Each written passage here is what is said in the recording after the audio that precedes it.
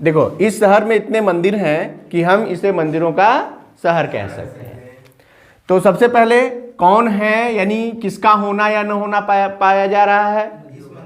नहीं, हाँ मंदिरों का। तो देयर का प्रयोग सब्जेक्ट के रूप में, ये पता है आपको। तो हो जाएगा देयर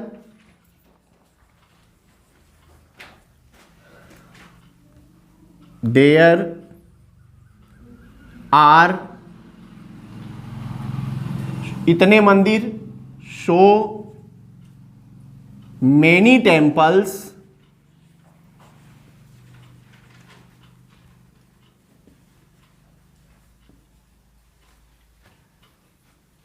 in this city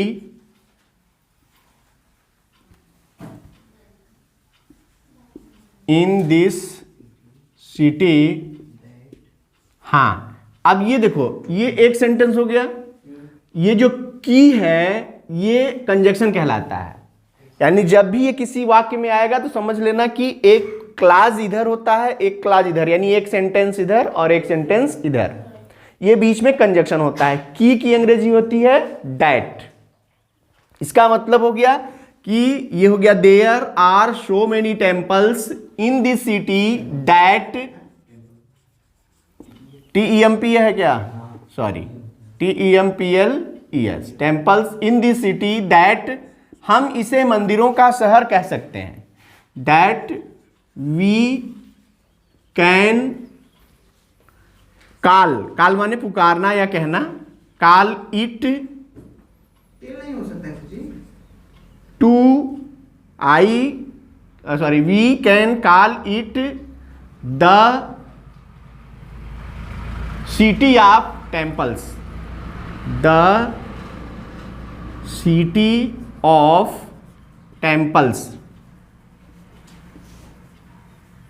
ठीक है, there are so many temples in this city that we can call it the city of temples, इसे हम मंदिरों का शहर कह सकते हैं।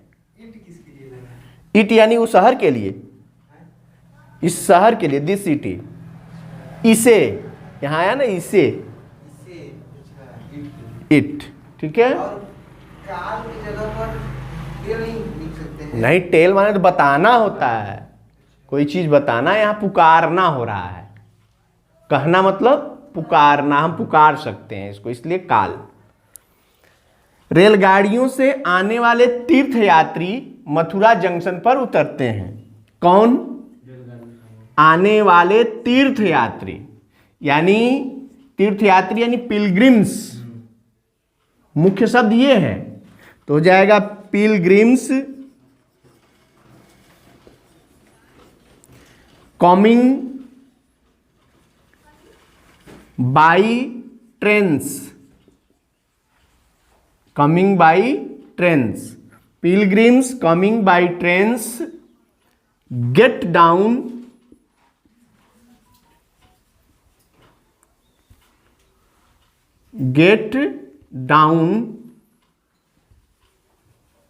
Eight Mathura junction.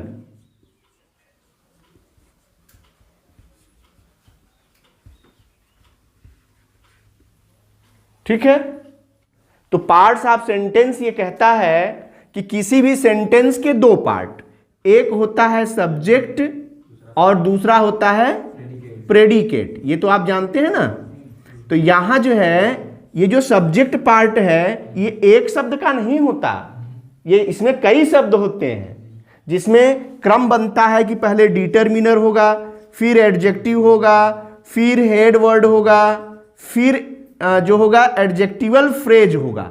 ये देखो, ये क्रम बड़ा इंपॉर्टेंट है कि पहले डिटरमिनर लिखेंगे, फिर एडजेक्टिव लिखेंगे, फिर हेड वर्ड लिखेंगे, फिर एडजेक्टिवल फ्रेज लिखेंगे, तब जाकर के ये पूरा सब्जेक्ट बनेगा।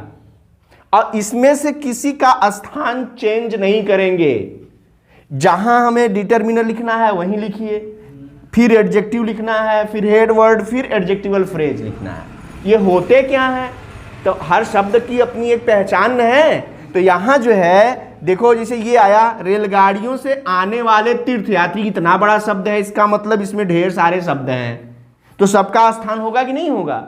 तो अब इसमें हम देखेंगे कि इसमें हेड वर्ड कौन है। सबसे पहले हमको चुनना चाहिए किसको, हेड वर्ड को। अब इसमें बताओ कि हेड वर्ड कौन है, किसकी बात हो रही है, तीर्थयात्री।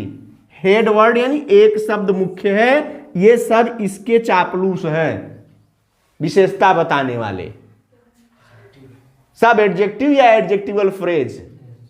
यदि एडजेक्टिव होगा तो ये पहले लगाएंगे, एडजेक्टिवल फ्रेज होगा तो बाद में लगाएंगे। अब ये है क्या, ये भी तय करना पड़ेगा।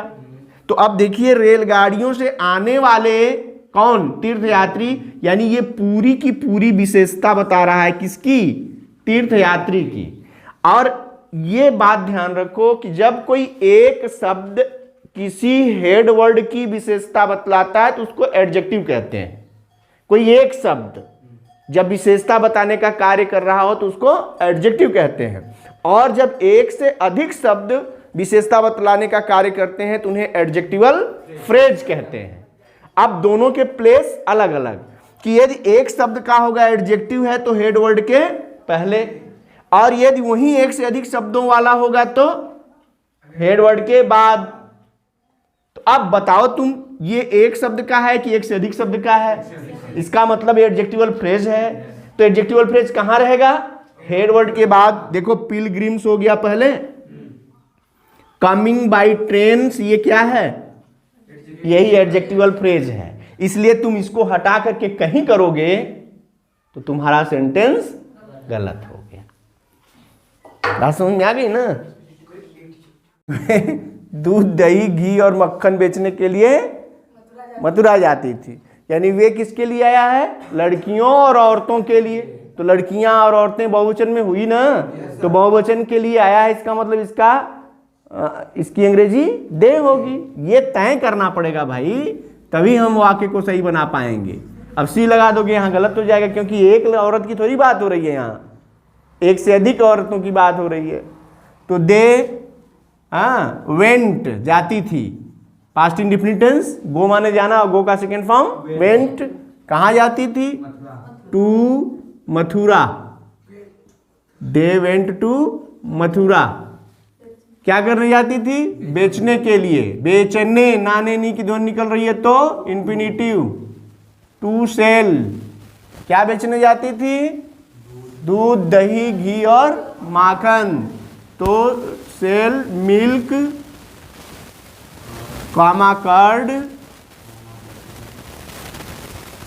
कॉमा बटर, तो मक्खन हो जाएगा।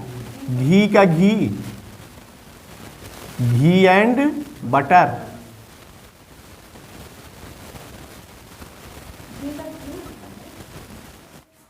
पहले देख लो इसको, वे दूध, दही और माखन बेचने के लिए मथुरा जाती थी। They went to Mathura to sell milk, curd, ghee and butter. मक्खन